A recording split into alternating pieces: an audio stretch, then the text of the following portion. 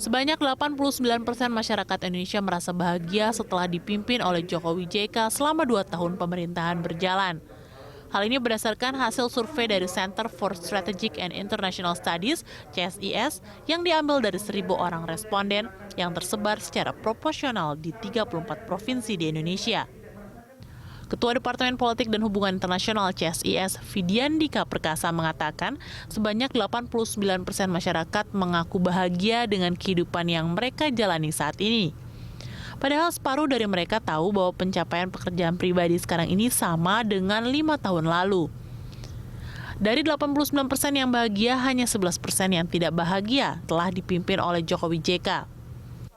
Fakta lainnya adalah sebanyak 70,9% publik mengaku optimis dalam menjalani kehidupan dalam 5 tahun yang akan datang. Masyarakat pedesaan juga lebih bahagia dan optimis dengan kepemimpinan Jokowi JK dalam 2 tahun ini.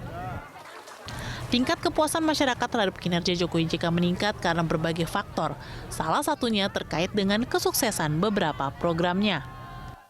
Tim Liputan Berita 1.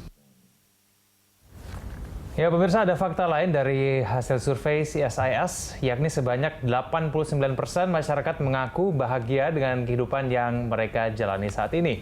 Padahal separuh dari mereka tahu bahwa pencapaian pekerjaan pribadi sekarang ini sama dengan 5 tahun yang lalu. Ya, dan kita akan membahas hal ini dengan narasumber yang sudah hadir di studio. Ada sosiolog Bapak JF Uwaro, dan kita juga akan bergabung melalui telepon dengan Ketua Departemen Politik dan Hubungan Internasional CSIS, Vidyandika Perkasa. Selamat siang Pak Waro. Selamat siang. Egan sudah cukup bahagia? Dengan karir yang 5 tahun katanya gini-gini aja ya. Kalau menurut dari survei CSIS, menurut saya bahagia. Bahagia ya, Pak Waro juga semoga juga bahagia. Kita bahagia ada di sini ya Pak. Dalam kondisi tertentu. Pak Waro. Pak Waro mana audionya? Tentu saya juga tidak merasa Mana tuh? Oke. Jadi sebenarnya definisi bahagia, selain nanti kita akan membahas dari hasil survei CSIS, sebenarnya arti bahagia seperti apa sebenarnya Pak Waro? Nah ini agak dikit-sedikit saya juga baca tentang konsep bahagia dan bagaimana BPS menggunakan bahagia, yang kemudian BPS menggunakan kata kepuasan terhadap 10 variabel yang di tanda kutip, bukan variabel, itu masih level konsep ya, karena situ bicara tentang pendidikan, pekerjaan, sedangkan pendidikan mesti juga dibedakan lagi kan. Mungkin yang disimpulkan ini yang harus kita hati-hati. Tadi dikatakan hanya ambil 1.000 sampel ya kan. Kemudian mencoba memukul rata seluruh penduduk Indonesia. Harusnya dia mesti mengatakan ya kan, ini bagi kelompok yang ini dari segini diambil adalah sekian. Kenapa? Karena ini masalah metodologi ini. Jangan sampai pengertian konsepnya aja udah agak dikit blur, udah punya banyak arti, yang sehingga kita bingung bedakan yang bahagia gimana ya kan. Berbeda dengan seperti kalau ekonomi kan pendapatan ya. Kalau mau dirinci dalam arti kata, apakah orang bahagia dengan pendapatan yang didapat itu bisa berbanyak variasi.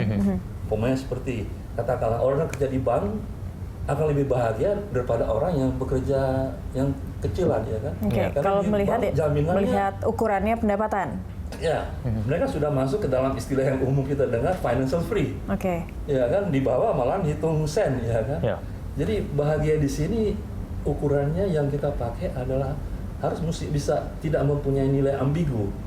Yang orang mengatakan bahagia ya, dan harus mesti lebih pasti ukurannya apa yang dipakai. Betul, ya, karena ukuran bahagia buat tiap orang tuh berbeda-beda ya Pak Waru ya? Oh berbeda ya, tapi memang dalam hal ini kita perlu ada ukuran ya kan. Dan memang ukuran yang dipakai sekarang, konsep yang baru, yang paradigma tentang kebahagiaan, happiness, itu semuanya digunakan istilah namanya gross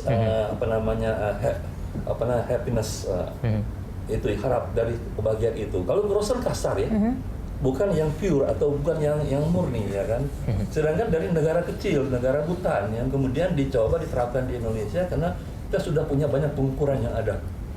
Mulai dari ukuran sederhana, paling sederhana GNP kan. Kemudian naik ke ada trilogi, baru ada lagi banyak ukuran. Nah sekarang di era millennium dan di era sustainable ini perkembangannya ada, dipakai yang terakhir ini.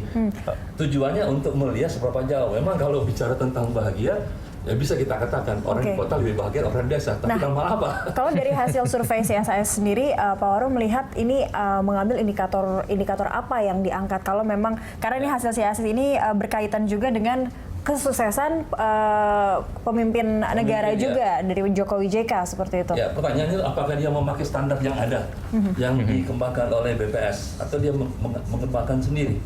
Karena yang penelitian BPS itu baru yang ada tahun 2014, yang 15 belum jalan dan 16 belum ada ya kan. Kalau dia membuat sendiri indikator atau konsep yang sendiri, apa indikatornya semua? Dan apakah indikator itu tidak mempunyai nilai ambigu? Sehingga orang akan bisa bertanya-tanya. Karena baru belum lagi orang bicara tentang sampel. Tadi kan disebutkan 1.000 ya kan, katakan kalau 1.000 untuk ini mewakili 34 provinsi. Itu belum bisa ya, Pak Waro? Tidak bisa kita mengambil pertanyaan itu apakah itu sudah mencakup kurang lebih 10% dari seluruh bangsa Indonesia. Baik. Jangan-jangan yang diambil yang 1.000 itu adalah mereka yang level atas. Oke. Stratifikasi di dalam masyarakat, orang perkotaan. Jadi belum jelas nih ya dari hasil survei CSIS ini golongan masyarakat yang mana nih? Secara metodologi apakah kita 1.000 itu bisa mewakili? Oke, baik. Pertanyakan, ya jangan jadi ini semacam konsumsi politis ya kan, baik. untuk mengatakan memang bahagia. Memang ada data yang dari BPS untuk Indonesia dan malahan yang menarik data BPS. Dia menyebutkan di sini data BPS itu dari sejumlah provinsi yang ada, Kepulauan Riau yang paling bahagia. Baik. Dia memakai skala 0 sampai dengan 100. Baik, sebelum dilanjutkan data yang Pak Waro miliki dan kita juga akan menanyakan metodologinya juga dengan pihak CSIS, pemirsa kita akan jeda sejenak, kami akan kembali usai jeda berikut.